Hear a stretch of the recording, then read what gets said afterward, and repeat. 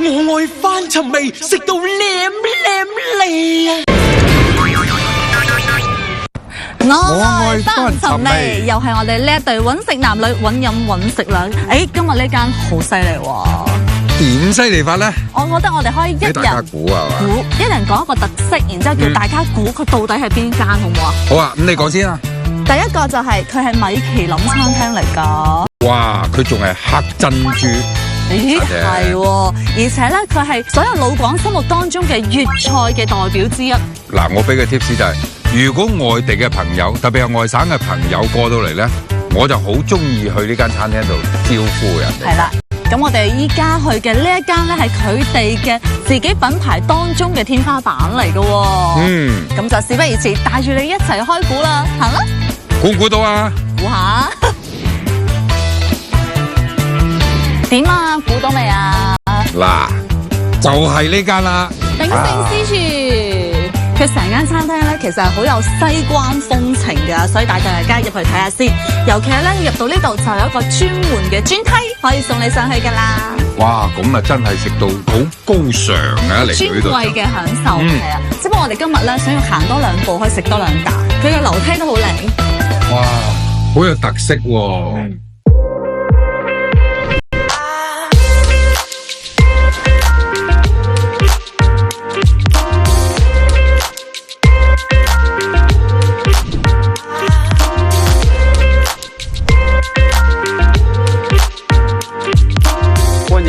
而家早晨，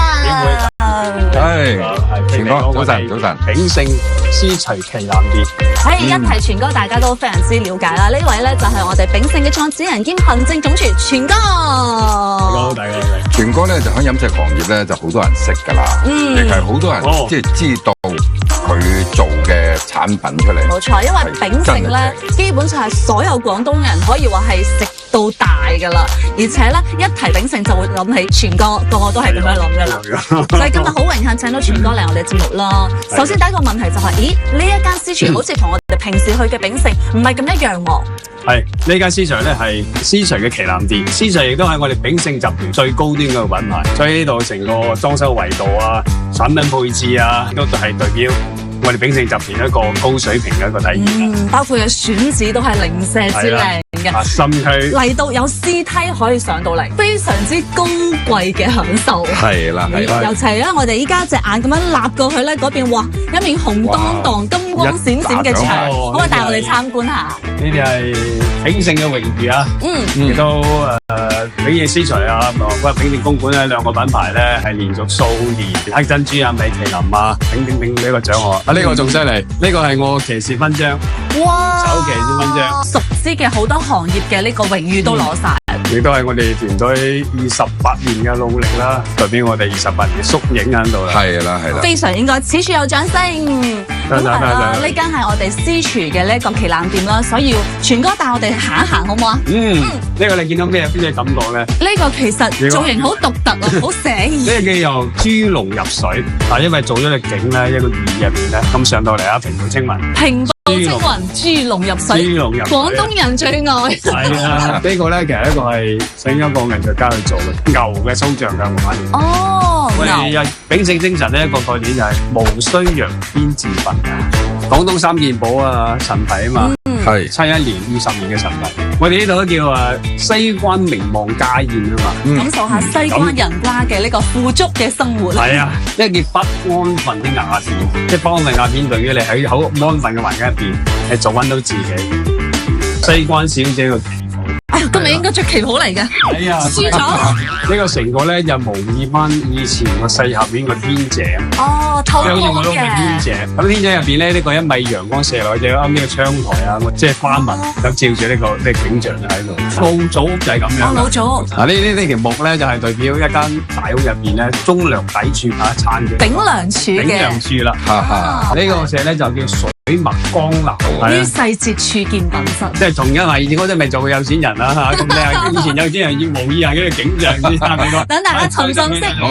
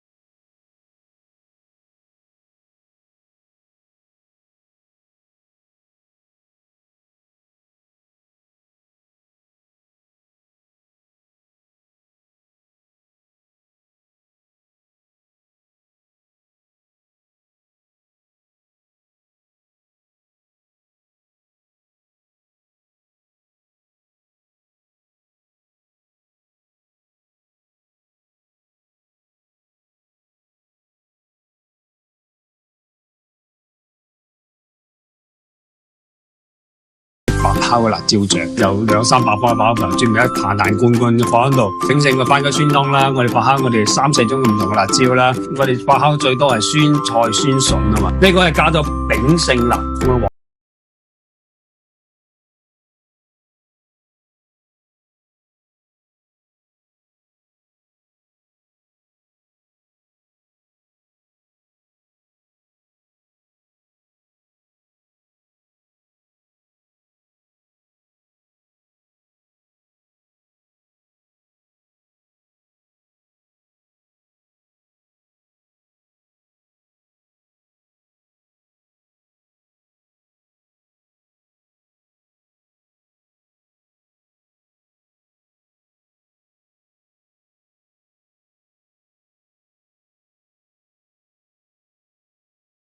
一啲都唔似腸粉。係啊，呢個係煎嘅腸粉。呢個餡咧，我做咗2種餡嘅。呢個咧就係海質煎腸粉，仲一個咧係梅菜扣肉煎嘅腸粉。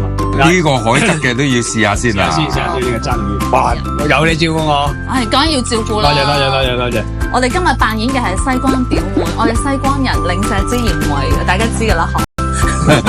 唔講你都明啊。意會。如果啱煎出嚟感覺係酥香入邊絲。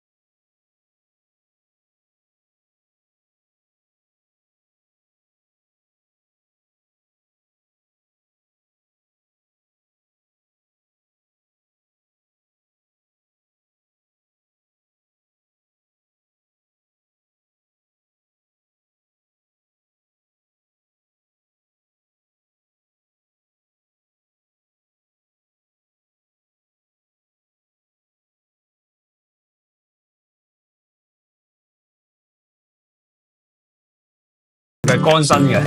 如果你擺咗落嘅話，水分夠多嘅情況之下咧，就會冇咁酥脆啦。會影響到佢本身嘅口感。係啦，我哋開始起鍋。好，開鍋。噔，出爐啦咁多位。呢道菜係平時大家如果點嘅時候都會係糖做嘅。冇錯啦，一定係糖做嘅。哦，所以客人係可以親眼望住呢道餸誕生嘅過程。係啦，種香味炒出嚟，呢就將產品嗰個價值放得更加好啦。誰懂啊，家人們，這個含金量。OK 啦，最後咧，我哋將剩餘嘅少少欖仁再鋪鋪上面，超級欖仁。所以呢個欖仁係要承上啟下嘅。噔噔，兩表妹食到好菜。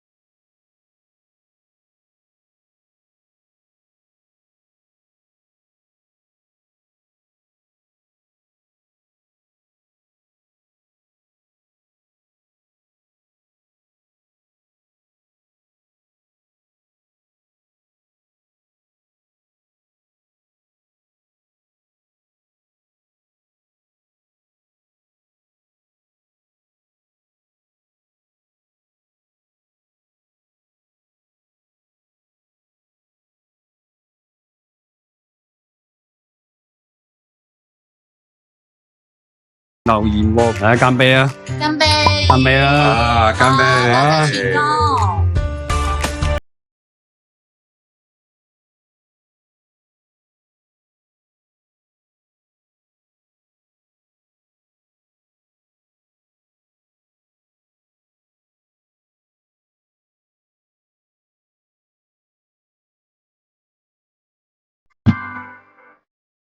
阿全哥。嗱，今次呢個演繹哇，都係巴閉嘢嚟喎。係啊，嗱，大 B 哥，啱啱我哋講過炳勝辣做嘅蝦餃咧，但係呢個叫炳勝酸新疆番茄發酵嘅酸湯，用一個龍筋會做呢個番茄酸湯。龍筋就係鱘龍魚，會俾條筋係啦，條骨碎啦，睇下冰明，同埋已經處理咗。我哋處理時候，中間一條白色嘅膜咧，特別韌同有雜味，筋起咗出嚟，將佢白色去咗佢，係啦。我哋用挖黑灣嘅酸湯呢個引子，結合新鮮番嘅技術，又加啲小果汁嘅技術，做呢個菜，因為番茄熟啲生啲，酸度係唔一樣嘅。冇錯。所以你呢個做呢個菜入邊，我哋最難處理就係佢點樣保證個酸度、甜度嘅平衡點，酸甜適中。哇！呢個菜一定要調和。特別舒服嘅食落去，我哋輕輕好加佢先，已經預感得到佢係好醒胃嘅。食落去清酸清爽。如果今日飲完酒，哇，味道重一個番茄鮮湯落去，哇，成個男人翻晒嚟，跟住然後再配合6根爽滑嘅程度咧，係啦，係幾吸引人嘅。再配下呢個酸，我感覺係好好嘅。但係你煮出嚟嘅時候，我已經聞到個番茄嗰個香味喎。嗱，呢個就係番茄湯底嘅魅力啦。佢嗰酸味同埋嗰個甜味恰到好似平衡點。係新鮮嘅或者水果番茄啊。其實番茄都有選擇嘅，點樣去搭配喎？哇，好特別㗎！番茄因為好多時候咧，番茄嗰個點解好難處理一樣嘢咧？番茄嗰種酸甜度同埋酸度、粉度唔同地產地番茄搭出嘅味道完全唔得。呢個時間咧耐少少，令到佢複合味會更加強啲，等佢入一入味。通常咁樣煮咧，就都係煮佢大概幾耐㗎？咁樣煮我前幾處理就我一般係慢煮佢5分鐘5到8分鐘嘅時候，令佢慢慢酸湯味滲入去，佢複合味會更加好啲。哇！煮呢講得兩講，大家有冇睇我口水咗聲飆出嚟啊？呢個其實好多時候咧，我哋嘅味覺入邊咧，果酸味係令佢特別舒服嘅。成個菜入邊酸甜點解達到平衡？結合到呢個好好嘅結合出嚟。舒服呢兩個字咧，其實就唔係攞把口講出嚟嘅，係個身體講俾你聽。嚟，我幫阿成哥手先。係呢個係我嘅幸運嚟噶，煮耐少少，煮透啲吓。表面上煮唔係咁艱難啦，但係前期嘅工作就做得多啦。鹹豆酸湯番茄，哇，聽落去睇下，靚得幾交關。其實咧，做每一道菜咧，從手勢、產品結構啊、烹飪技術嘅配合啊，都係好關乎到廚師啊對出品嘅要求。呢個上菜完美到幾交關。上菜。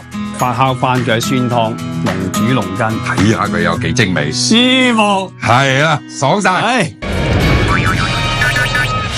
經過